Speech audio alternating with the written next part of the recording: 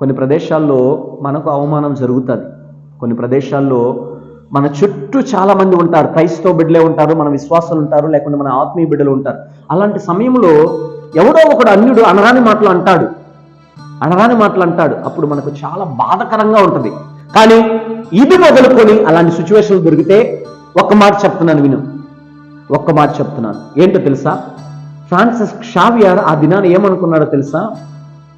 వేల సంఖ్యలో ప్రజలు ఉన్నారు, వీరి మందు నన్ను అవమానపరిచాడు, వాడి యొక్క గతిని మార్చేద్దాం, వాడిని చంపేద్దాం, వాడిని కొడదామని అనుకోలేదు. అతను కలిగింది ఏంటో తెలుసా?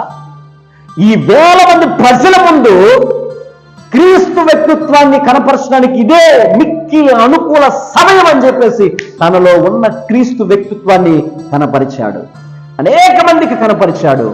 అది చూసిన ప్రజలు తల్లడిల్లిపోయారు. Praise the lord. ప్రభు పేద నీకు మనవి చేసేది ఏంటంటే, క్రీస్తును ఆరాధిస్తున్నాం, క్రీస్తును వెంబడిస్తున్నాం, క్రీస్తుని సొంత రక్షకునిగా ఎన్నో సంవత్సరాలుగా ఆయన సువార్తను మోస్తూ ఉన్నాం. మనల్ని అవమానపరిచినా, ద్వేషించినా, దూషించినా, అనరాని మాటలు అన్నా మనము గుర్తుంచుకోవాల్సింది తెలుసా?